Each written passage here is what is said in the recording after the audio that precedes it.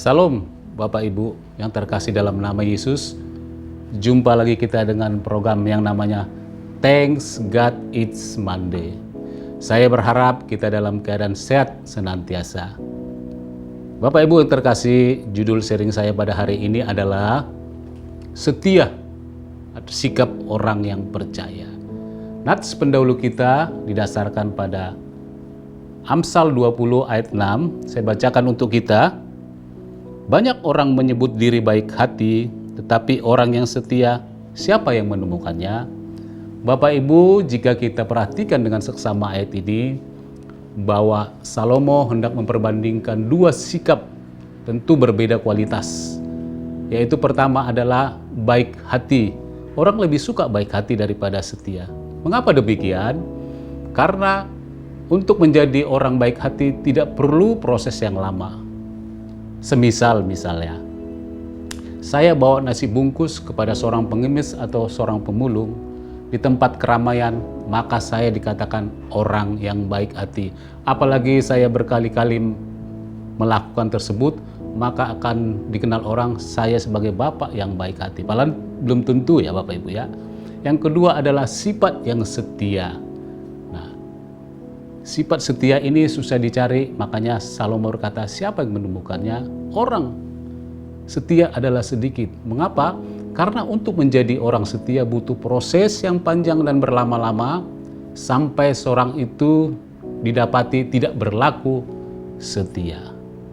Kita tahu ayat ini bahwa sebenarnya Salomo hendak memperkarakan dirinya dengan Allahnya karena dia adalah orang yang tidak setia. Dan Salomo juga tidak mendapatkan dua sikap itu, maksudnya sikap yang setia dalam diri anaknya Yerobeam dan Rehobeam.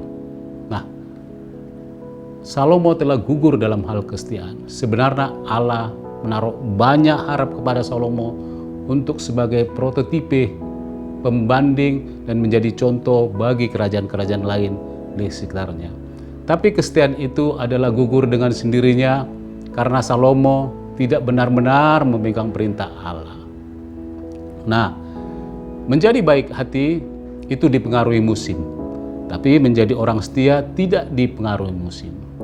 Bapak Ibu, bagaimana kita memaknai kesetiaan ini?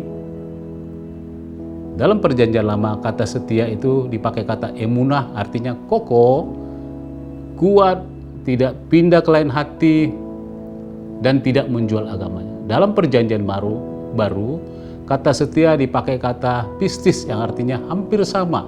Kokoh, terpercaya, tepat, dan setia, dan kuat. Bapak Ibu, kita tahu dalam satuan ukuran di dunia ini mempunyai ukuran tersendiri. Sebagai contoh adalah ukuran untuk berat adalah kilogram. Ukuran untuk jauh atau jarak adalah kilometer. Untuk ukuran isi adalah meter kubik. Tapi untuk ukuran kesetiaan, apa barometernya? Barometernya adalah kita berkaca kepada Alkitab.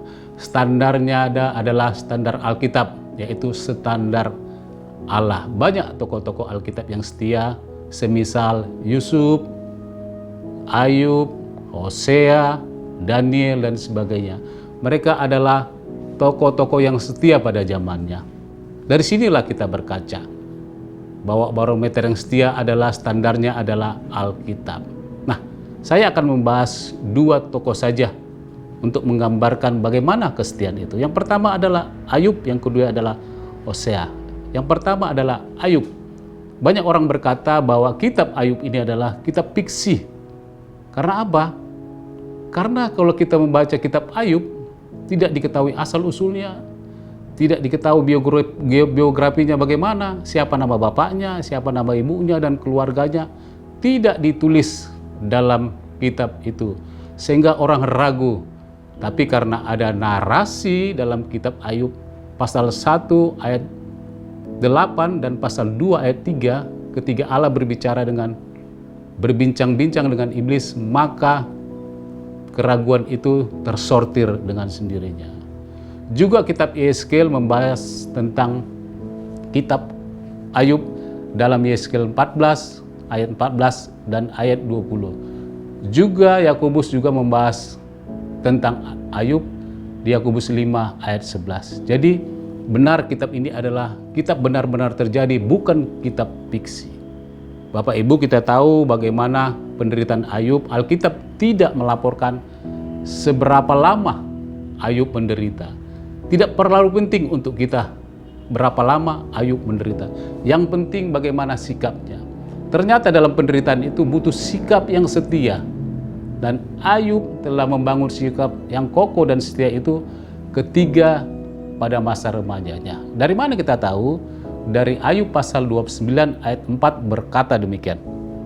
Seperti ketika aku mengalami masa remajaku, ketika aku bergaul karib dengan aku di dalam kemahku. Ternyata pada saat remajanya Ayub sudah membangun sebuah pondasi yang kokoh sehingga dia dapat dikatakan orang yang setia. Di dalam pasal 38, Ayub pasal 38 dan pasal 39, Ayub sebenarnya berbicara tentang Tuhan, tentang penderitaan, bagaimana dia bertanya kepada Tuhan. Tapi Tuhan memberikan dengan bahasa metafora tentang alam dan sekitarnya, tentang binatang, dan Ayub mengerti bahwa semua itu di luar batasnya. Dan Ayub tidak bisa menyelami pikiran Tuhan. Dan Ayub mengerti hanya kesetiaan saja yang Ayub lakukan karena Ayub percaya bahwa Allah yang setia tidak meninggalkan dirinya.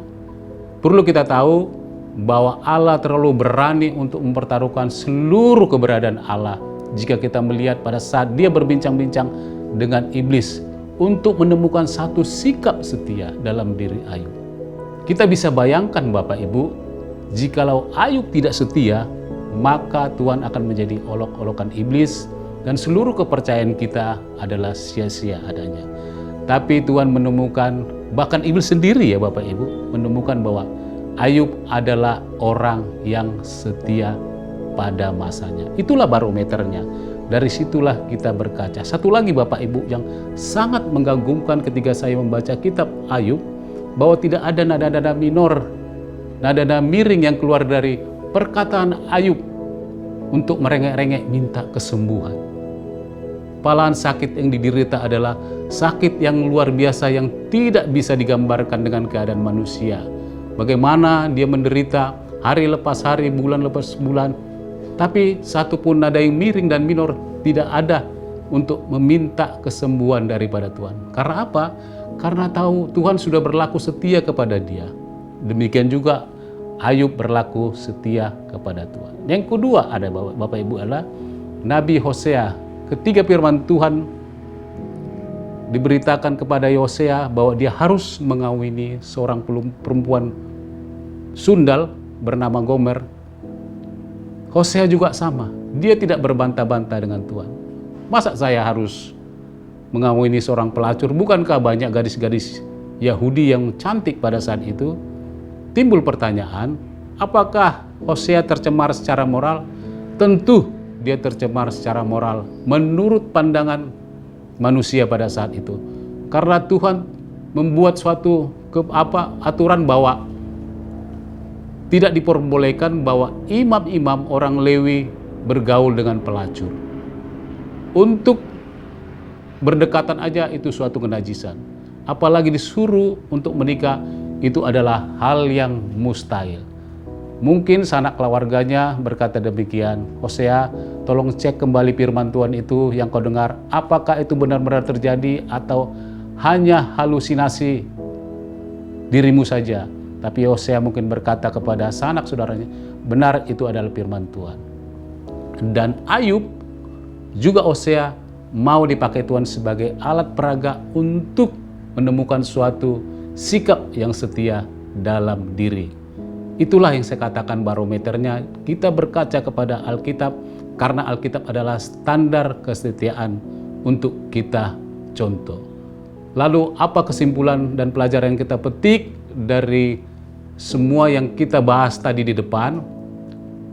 Kesimpulannya adalah begini Bapak Ibu, bahwa jika kita berlaku setia, maka Allah melihat seolah-olah dirinya ada dalam diri kita. Sekali lagi, kesimpulannya adalah jika kita berlaku setia, maka Allah melihat dirinya seakan-akan ada dalam diri kita.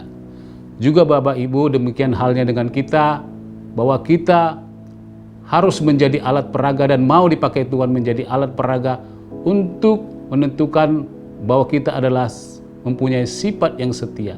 Untuk apa? Untuk memberi contoh kepada orang lain yang tidak percaya, kepada lingkungan kita, kepada pelayan kita, kepada apapun yang kita kerjakan dalam segala hal dalam kehidupan sehari-hari.